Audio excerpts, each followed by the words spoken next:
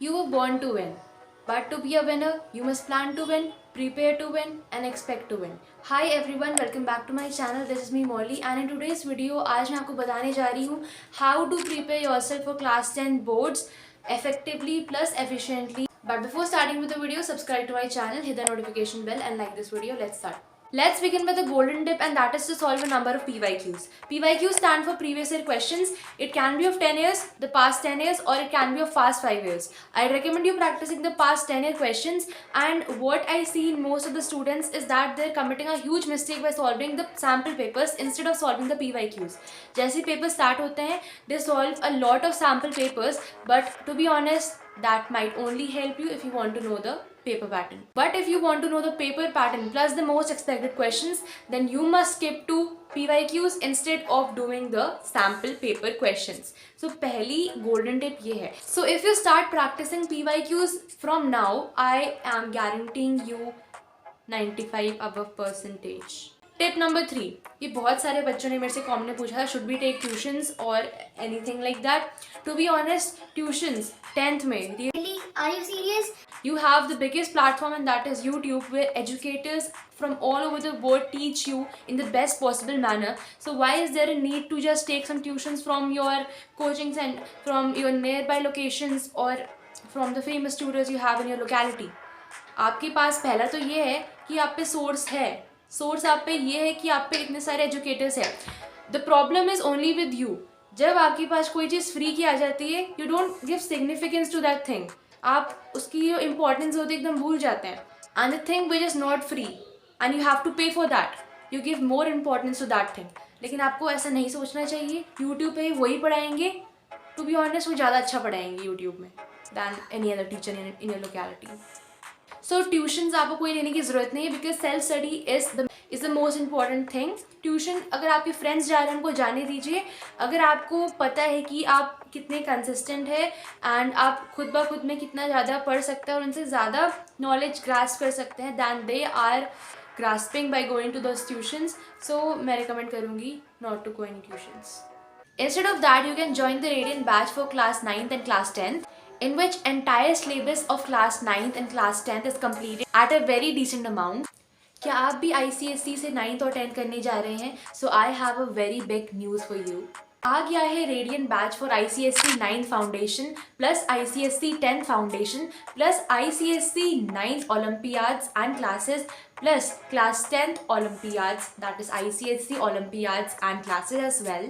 इससे आपकी preparation better होती जाएगी. एंड दिस प्रेपरेशन, ये जो प्रेपरेशन आप करने जाएंगे, it will not only help you make your results better but also help in your 10th class and Olympiads. तो शुरू से शुरुआत करने के लिए हो जाइए तैयार और जानिए इस बैच में ऐसा क्या है खास इस बार. तो इस बैच में आपको इंडिया के टॉप मोस्ट फैकल्टीज मिलेंगी जो आपको class 9th foundation, class 10th foundation, class 9th ICSE, class 10th ICSE और हमारे क्लास 9th और 10th के ओलम्पियाड्स का पूरा सिलेबस कवर करवाएंगे, जिससे आपको हर सब्जेक्ट में कॉन्फिडेंस आ जाएगा और आप पहले से काफ़ी बेटर परफॉर्मेंस कर सकेंगे. रेडियंट बैच में आपको 6 डेज की स्केड्यूल क्लासेस मिलेगी, जिसमें हमारा mathematics, physics, history, civics, geography, chemistry, biology, economics and English आएंगे. इस बैच में आपको मिलेंगे daily class notes, daily assignments along with the videos along with their solutions, और इसमें डेडिकेटेड सब्जेक्ट एक्सपर्ट्स भी होंगे जो आपकी अनलिमिटेड डाउट सॉल्व करने में आपकी मदद करेंगे.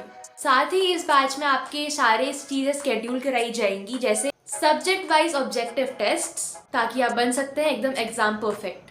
आप इस बैच को जून 2024 तक एक्सेस कर सकते हैं. 24/7 पूरे दिन जब भी आपको वीडियो देखनी है आप देख सकते हैं. इतना सब कुछ मिलेगा आपको ₹3,499 की जगह अब सिर्फ 2,999 में. तो बच्चों, इनरोल करने के लिए आपको सिर्फ नीचे दिए गए लिंक पे क्लिक करना है and my coupon code is MOLLY 150. जैसे ही आप इस कोड को यूज करेंगे तो वैसे ही आपको ₹150 का इंस्टेंट डिस्काउंट मिल जाएगा. सो देर किस बात की, बैच ज्वाइन करने के लिए नीचे दिए गए लिंक पे क्लिक करें. And the fourth tip is not to underestimate English language. बहुत सारे बच्चे इंग्लिश लैंग्वेज प्रैक्टिस नहीं करते हैं. वो सोचते हैं प्रपोजिशंस आसानी से हम कर लेंगे, हमारी नॉर्मल इंग्लिश जैसे डेली यूज़ में आती है हम वो यूज़ करनी होती है, बाकी ऐसे भी हम लिख देंगे जो हमारे मन में आ रहा है. But no, English is the only compulsory subject to be added in the top 5 list, and English में ही आपके सबसे ज़्यादा नंबर कट हो जाते हैं. Reason is that lack of practice.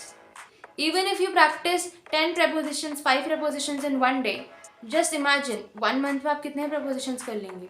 अगर आप 5 prepositions कर रहे हैं एक दिन में, तो आप पे कितने prepositions रहेंगी? 150 prepositions in 1 month. So it is more than enough. Instead of not practicing at all, you must practice and give some time to English language as well. English language में आपके mainly marks कटते हैं letter की format में, और बाकी आपके एसे में. देखो एसे में ना बहुत सारे लोग जानते नहीं हैं. देखो पहला तो ये हमारे 5 टाइप के एसेज होते हैं. First is narrative, second is descriptive, third is story writing, fourth is debate वाला एसे, फॉर और अगेंस्ट वाला, and fifth one is picture study. वैसे तो मैं रेकमेंड करूँगी कि आप डिस्क्रिप्टिव या फिर नरेटिव में से एक ऐसे आपको चूज़ करना चाहिए. But if you are a good debater, और जैसे आप गुड डिबेटर है, then you can definitely go for debative section. And if you love reading novels, then you may attempt the story writing as well. And picture composition जो अच्छे से describe कर सकते हैं चीज़ों को, आप वो भी कर सकते हैं. इट्स नॉट अ कंपल्शन कि आपको नरेटिव डिस्क्रिप्टिव ही करना है. बट आपको ऐसा है कि डिस्क्रिप्टिव ऐसे है, ठीक है, आप डिस्क्राइब तो सब कुछ कर दोगे जो भी उस इंसिडेंट में हो रहा है, whatever is happening in that incident. But you forget to include the keywords जो आपके टीचर्स आपको नहीं बताते हैं. शायद से बहुत सारे स्कूल्स में नहीं बताते हैं चीज़. You have to, in descriptive essay, you have to describe your 5 sense organs. That is what you hear, what you smell, what you see, what you feel, what are emotions. Mainly आपकी last में emotions भी conclude करने होते हैं, उसके भी अलग से नंबर होते हैं. So that is the main thing in essays.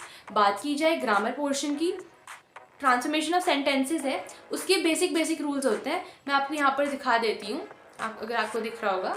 सो या और बाकी आपका नोटिस और ईमेल आता ही है. तो in my opinion English language is that subject which is a devil in disguise.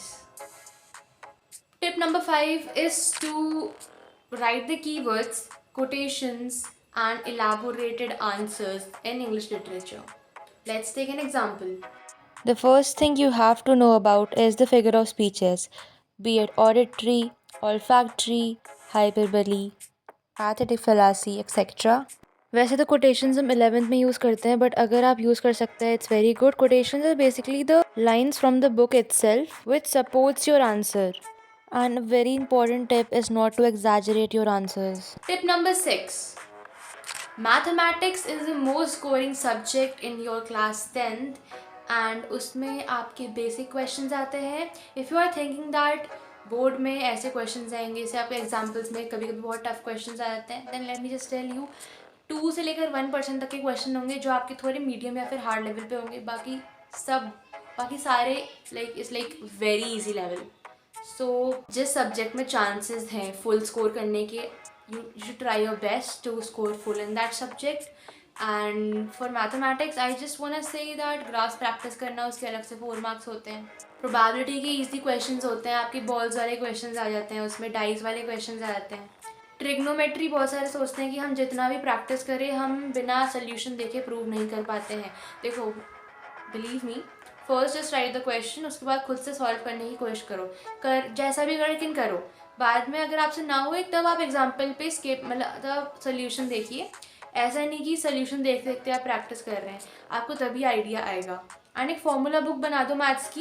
And the major problem over here is that आपकी मर्चेंट ऑफ वेनिस अभी तक चलते हुए आ रही थी, but this time in English literature the drama is Julius Caesar, I guess Julius Caesar. So YouTube में भी अपने लेक्चर्स अपलोड नहीं कर रहे हैं ना, वर्कबुक से पढ़ लेना, और जो उसकी पैराफ्रेज आती है आप you can just take help of that is well. And the last thing, physics as a fair amongst students.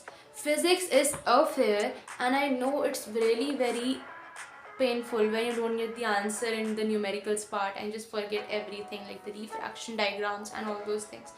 But trust me, अगर आप अभी से फिजिक्स के न्यूमेरिकल्स प्रैक्टिस करना स्टार्ट कर देंगे then it will be a huge blessing. देखो क्योंकि पता है आपकी फिज़िक्स, आपकी जो क्लास 10th की फ़िज़िक्स है उसमें सारे फॉर्मूले बेस्ड क्वेश्चंस आते हैं. फॉर्मूला लगाओ, आंसर निकालो, ख़त्म बात. तो अगर आपको लगता है physics is really very difficult, then ये अपना फेयर हटा दो माइंड से, because physics only depends upon your practice, on how much you practice it. आप ample time for your boards preparation and all. And अगर आप अभी से स्टार्ट कर दे अपनी preparation, then later on you will not regret that कि अरे यार मैंने ये पहले क्यों नहीं करा. I will be providing you notes of class 10th ICSE, and I'll try my best to provide you everything that is possible. That was all for the video, guys. Hope you like it. Subscribe to my channel, share it to your friends, and bye.